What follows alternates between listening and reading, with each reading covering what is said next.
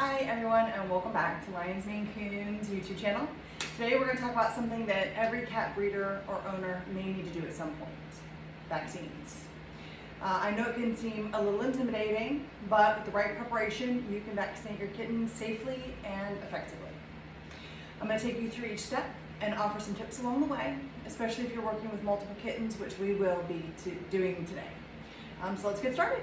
First, vaccines are important because they help protect your kitten from common, potentially fatal diseases like feline rhinotracheitis and calicivirus, also known as the core vaccines. These vaccines ensure your kitten's immune system is prepared to fight off these infections as they grow. Before you get started, you'll want to gather your supplies. I'm going to show you all of the things that I make sure that I have ready before I vaccinate, which is a sterile cloth. I just get these off of Amazon. They come in a pack. Your vaccines.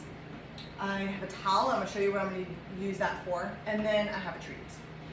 All right, well, let's get started. I'm going to show you how to prepare your vaccines. Okay, so we have our syringe, and we have our sterile diluent, and then we have the actual vaccine. So as you can see, it's like a little cake in there. I don't know if you can see. It's like a little cake in there. All right, and then your sterile diluent is going to be added to your vaccine. And then you're going to roll it because you don't want to shake it, because shaking it can damage the vaccine.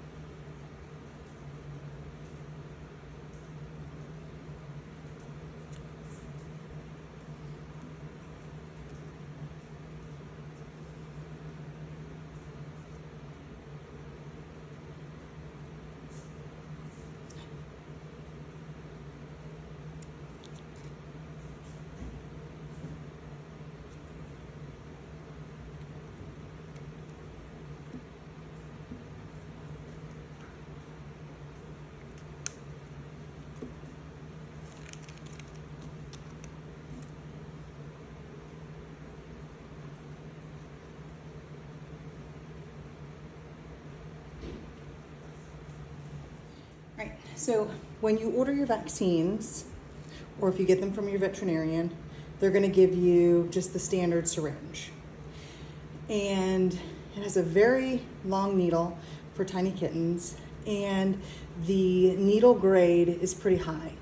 And a lot of times, if the needle comes with the vaccines, the needle sometimes just isn't sharp. It's sharp, of course, it's going to pierce the skin, but it's not as sharp as it could be. So I like to get insulin syringes. You can buy them in a big box. You can get them from Amazon. You can get them from medical suppliers. You can even ask your veterinarian if they have a smaller grade needle that you can get instead. These are 28 gauge and 1/2 inch. You can see. And I like these ones. So once you have your vaccine prepared, you're going to take out your needle.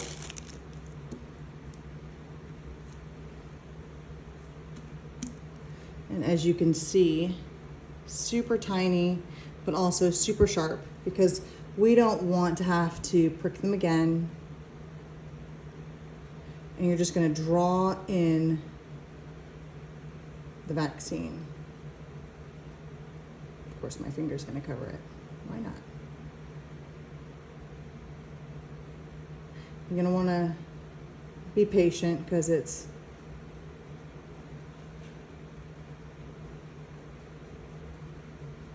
give you a little pull there. Sometimes I like to lean it to the side so I can get all of it. All right.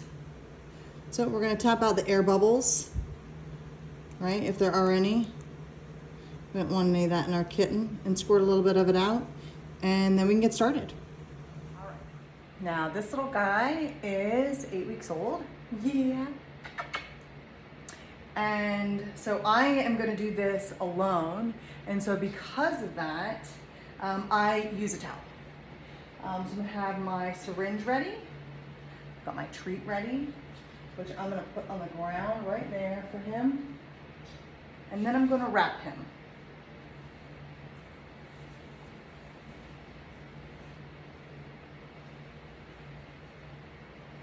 I like to get their little paws all wrapped up real good so that they don't try to escape.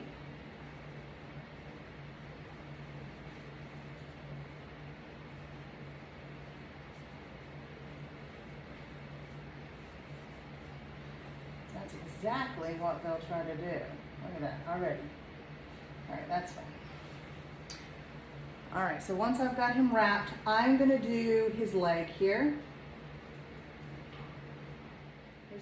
Right there, and we're gonna pull it up so that we're just skin. We're gonna hold him tight because he's not gonna like that very much.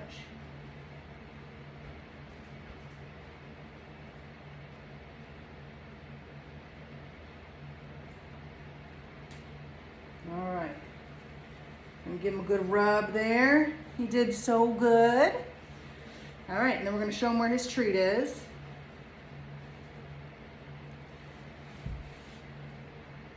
We're going to let him eat his treat. We are going to dispose of our needle. We're not going to use it for another kitten. We're going to have a needle for every kitten. He said, I don't know about that.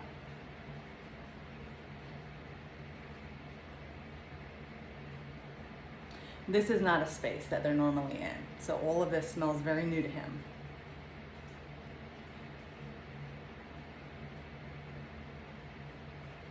He said no. He said, I'm fine, lady. All right, and that's it. Now you can see this is a different kitten. This is a girl. She's trying to leave. But she looks a lot different than the other one. So when you have kittens that look differently, or if you have some, like maybe one gender and then the rest are another gender, or whatever it is, it can be easy for you to keep track. But you always want to make sure that you have a way to keep track of who's been vaccinated and who hasn't been vaccinated. So what we did first was the only boy, and now we're going to move on to the girls. She's the only one this color, so I'm going to do her next. And then the rest of them, as I do them, I will put them in their nighttime cage. That way I know who's been done, because the others do look similar and we don't want to get anyone confused with anyone.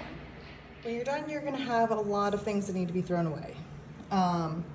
Needles and things like that. Just make sure that you dispose of them properly, because you don't want a small child or anyone else getting a hold of them. So you can wrap them up in your towel and then in a grocery bag, and then dispose of them outside in your garbage can. So just to review, you're going to wrap them. You're going to pinch a small section of skin, creating a tent. And you are going to insert the needle slightly at an angle, so you've got skin that you've tented, right? And you're gonna go in there close to your tent, to the top of your tent, okay? Because you don't want to hit a muscle, you don't want to hit a vein or anything like that. Once you're done, you're gonna remove the needle, you're going to cap your needle, you're gonna give the injection site a good rub, and then you're gonna wanna do this on a day when you're gonna be home. You want to observe your kittens, you want to make sure that there aren't any adverse reactions. Those aren't common, but it's still possible, just with any vaccine or medicine. Like we discussed, you want to make sure you dispose of your materials properly. Never reuse your needles. Never, never, never. Order your needles, make sure you have them, especially if you're a breeder, you can order a big box of needles and just have them. When you start to get low, reorder your needles. If you're vaccinating multiple kittens at once, if you can, have a helper. It's much easier if someone can help you hold the kittens while you administer the vaccine. Now, as you saw, I administer the vaccine on the right thigh of the kitten. I know some people will vaccinate between the shoulder blades. I don't like to do that. With vaccines, there's a small chance of sarcomas, and if something needs to be removed from the kitten, I'd rather it be somewhere like a leg or a tail. If you're taking your kitten to the vet and they're comfortable with vaccinating in the tail is a great place to do it. I've never tried. I feel like if I'm doing it by myself, that might be a little hard to do because I'm having to hold them and then also hold the tail. I don't have a third arm. Although I wish I did sometimes. But if they were to need to remove a sarcoma, doing it on the leg is going to be much safer than if they had to do it on the back of the neck. So that's why I do it there. I'll also post an image within this video that will show some good injection sites for you to reference. Another tip for a smooth, stress-free multi-pat injection day, label and track every kitten. Like I said, if you have kittens that all look very similar, you're going to want to have a process, whether that be have them all out in your nursery or wherever it is that you keep your kittens, and as you vaccinate, put them away in their nighttime cage or in a large crate or in a baby playpen, wherever it is that you keep them when you're mopping the floor or cleaning up a mess or whatever it is. That way, as you're doing it, you can keep track of who's been vaccinated. If they don't look similar, then you can just trust yourself. Like I showed you, I started with a male that was a black tabby, and then he was the only male, and then I moved on to the females, and I had a blue, who was my only blue female of this litter. Take breaks. If you're getting flustered, if they're wiggling too much and you can't inject. I did have one over the course of this series where she just did not want to be vaccinated. So you take a break, let them all take a break, let them play, feed them, separate yourself from them if you need to so that they can kind of just have cat time. Kittens can get stressed like we do, and we need them to calm down. We want this experience to be as positive as possible. After vaccinating, offer treats. As you saw, some of them wanted them, some of them didn't, which is fine. Some of them are just like, whatever, and they want to move on with their lives because they're kittens and all they can think about is playing. But do have something to help the kittens associate the experience with something positive. After vaccinating, you have disposed of everything and you've got your vials. You're going to peel the label off the vials and you're going to put them in your kitten's health record or your cat. You can vaccinate your grown cat. Kittens get boosters every year, so you can use this video for that as well. But if you're a breeder, you're going to put them in your kitten's health records to provide to the new families. Remember to keep an eye on your kitten for any sign of allergic reactions, which are rare but important to watch out for. So swelling, lethargy, vomiting. So keep an eye out for those things. If you notice anything, contact your vet right away. That's something to think about when vaccinating your kitten as well. Do it on a day when you don't have anywhere to run off to, you don't have work, the vet is open.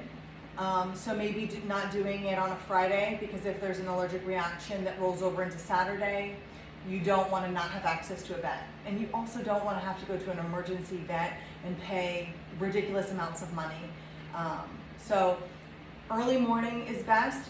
That way you have all day to watch them, and Monday through Thursday is what's going to be my suggestions.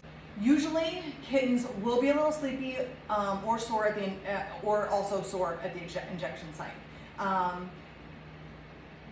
Lethargy looks different than sleepiness.